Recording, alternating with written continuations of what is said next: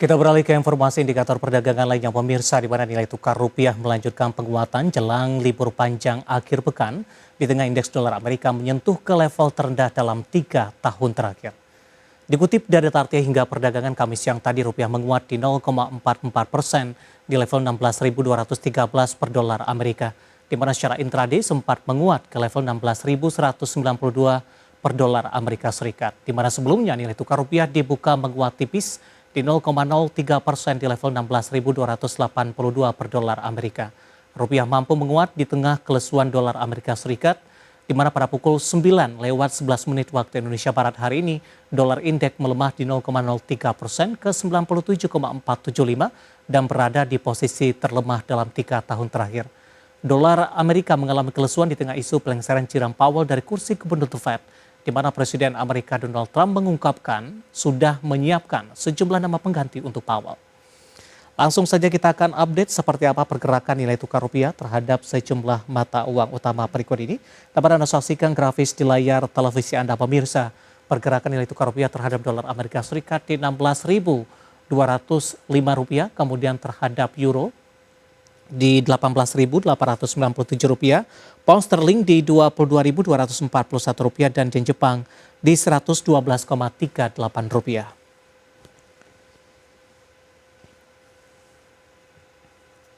Kita beralih ke informasi komoditas pemirsa. Harga batubara melanjutkan pelemahan di tengah penurunan impor China dan India. Harga emas menguat tipis usai koreksi dalam di atas 1% di perdagangan sebelumnya, sementara harga minyak mentah menguat di tengah penurunan stok Amerika Serikat. Harga batubara terus melemah 3,4% dalam 2 hari terakhir. Di tengah penurunan impor dari 2 negara pengimpor batubara thermal terbesar di dunia, China dan India. Dirangkum dari berbagai sumber, impor batubara China turun hampir 10% menjadi 137,4 juta ton dalam 5 bulan pertama 2025. Sementara impor India turun lebih dari 5% menjadi 74 juta ton. Dikutip dari Refinitiv, harga batubara di perdagangan Rabu di 109,1 dolar Amerika per ton, jatuh 0,73%. Harga emas menguat tipis dan cenderung stabil usai melemahnya indeks dolar Amerika Serikat. Investor juga tengah menanti data produk domestik bruto Amerika Serikat di kuartal 1 2025. Di perdagangan Rabu, harga emas dunia naik 0,25% di level 3.332,11 dolar Amerika per troy ounce. Penguatan terjadi setelah di Selasa harga emas anjlok 1,33%. Sementara di perdagangan Kamis, harga emas dunia di pasar spot menguat 0,14% di posisi 3.336,73 dolar Amerika per troy ounce. Harga minyak dunia naik tipis melanjutkan kenaikan dari hari sebelumnya karena penarikan stok minyak mentah Amerika Serikat yang lebih besar dari perkiraan mengisyaratkan permintaan yang kuat. Sementara investor tetap berhati-hati terhadap gencatan senjata Iran-Israel dan stabilitas di Timur Tengah. Mengutip investing.com, di perdagangan Kamis harga minyak mentah Brent naik 0,2% di 67,80 dolar Amerika per barrel. Harga minyak mentah West Texas Intermediate atau WTI Amerika Serikat naik 0,3% di 65,12 dolar Amerika per barrel. Berbagai sumber Exchange. Dan seperti apa update terkini pergerakan harga sejumlah komoditas yang berhasil dihimpun oleh tim redaksi kami. Dapat Anda saksikan grafis di layar televisi Anda pemirsa, di mana minyak WTI menguat di 0,79% di level 65,40 dolar Amerika per barrel. Nikel menguat di 1,02% di 15.209 dolar Amerika per metric ton. Emas menguat di 0,36% di level 3.355 dolar Amerika per troy ounce. Sementara CPO kontrak September 2025 menguat di 0,55% di level 3.987 ringgit Malaysia per tonnya.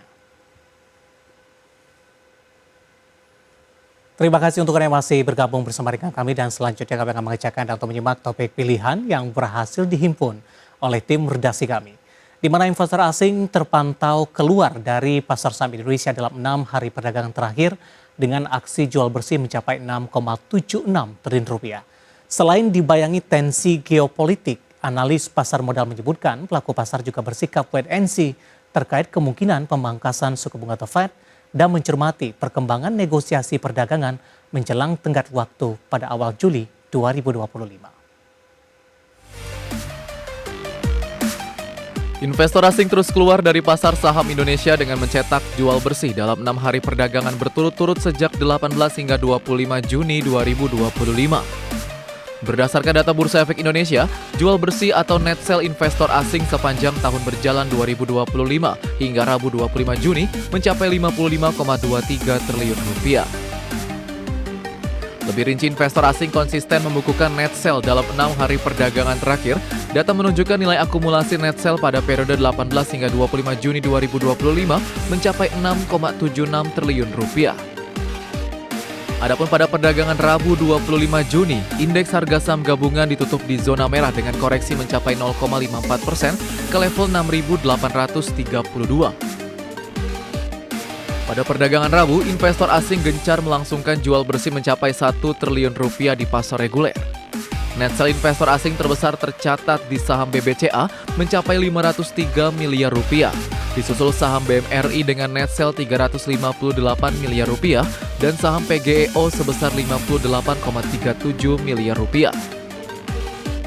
Terkait dinamika pasar akhir-akhir ini, Head of Research Mirae Asset Sekuritas Indonesia, Ruli Aryo Wisnubroto mengatakan, pasar berhati-hati karena investor masih bersikap wait and see, menantikan kemungkinan 2 kali pemangkasan Federal Funds Rate tahun ini dengan pemangkasan 25 basis poin ke 4,25% diantisipasi pada September. Selain itu, perhatian pasar kembali tertuju pada negosiasi perdagangan menjelang tenggat waktu 9 Juli 2025. Pelaku pasar memperkirakan tenggat waktu tersebut akan diperpanjang, mengingat Kongres Amerika Serikat juga tengah mengupayakan pengesahan rancangan anggaran fiskal pada periode yang sama. Berbagai sumber IDX Channel. Dari topik pilihan kita beralih ke informasi emiten pilihan pemirsa di mana PT Indika Energi Tbk atau INDI dapat kucuran utang jumbo senilai 2,1 triliun rupiah yang bersumber dari sindikasi perbankan. Di mana transaksi ini dilakukan untuk mendukung upaya transisi perseroan dari bisnis batubara. Dikutip dari keterbukaan informasi Bursa Efek Indonesia, PT Indika Energi Tbk atau INDY mengumumkan telah menandatangani fasilitas pinjaman multi currency senilai 203 juta dolar Amerika dan 2,8 triliun rupiah atau senilai total 6,1 triliun rupiah dengan kurs JIS-DOR di 16.292 per dolar Amerika.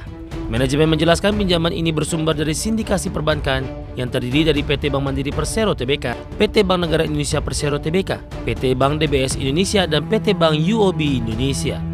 Fasilitas ini ditandatangani perseroan dan sindikat bank di Rabu 25 Juni 2025. Berdasarkan prospektus awal, sejumlah anak usaha INDY menjadi penjamin untuk fasilitas ini, termasuk PT Indika Inti Korpindo, PT Tripatra Multi Energi, PT Tripatra Engineering, PT Tripatra Engineers and Constructors, dan PT Tripatra Singapore Pte. Ltd.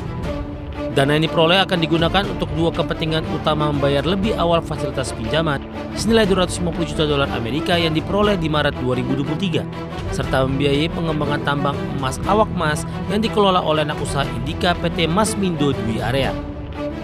Transaksi ini juga mencakup penandatanganan sejumlah dokumen pendukung, termasuk surat fasilitas perjanjian gade rekening dan surat tambahan antar kreditur.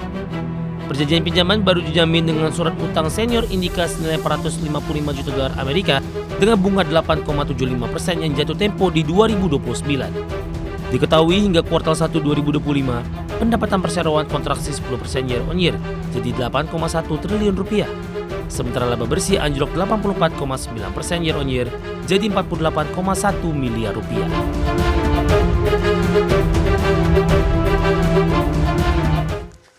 Dan pemirsa, secara teknikal di sepanjang perdagangan hari ini saham INDI lebih cenderung bergerak fluktuatif tapi lebih cenderung mengalami tekanan pemirsa. Langsung saja dapat Anda saksikan grafis yang pertama di layar televisi Anda.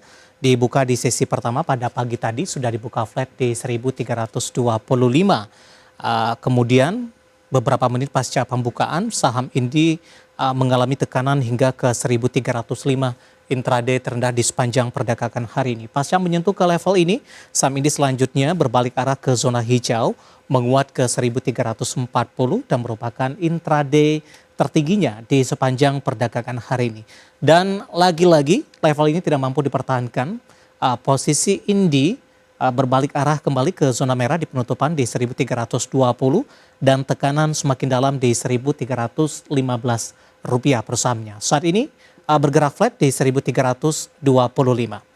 Kita beralih ke grafis selanjutnya, kita akan coba lihat seperti apa pergerakan saham Indi di beberapa bulan terakhir. Sempat mengalami tekanan yang cukup dalam di perdagangan April, merupakan koreksi dalam waktu trading halt. Kemudian bangkit kembali ke 1.400-an dan saat ini bergerak di level 1.300-an pemirsa.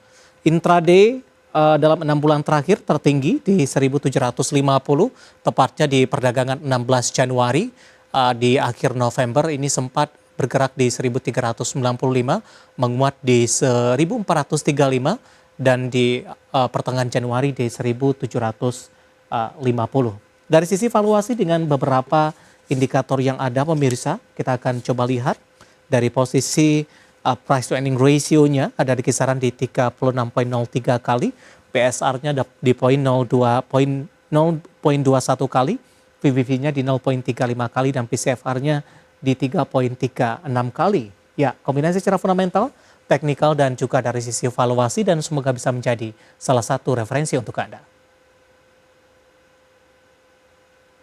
Kita akan jeda kembali dan tetap di tempat Anda. Setelah ini kita akan review jalannya perdagangan di sepanjang hari ini, di mana indeks harga saham gabungan di tengah net sell asing yang sedang berlangsung dalam 6 hari terakhir. Sampai saat ini IHSG masih mampu bertahan di level 6.800-an. Kami akan segera kembali sesaat lagi.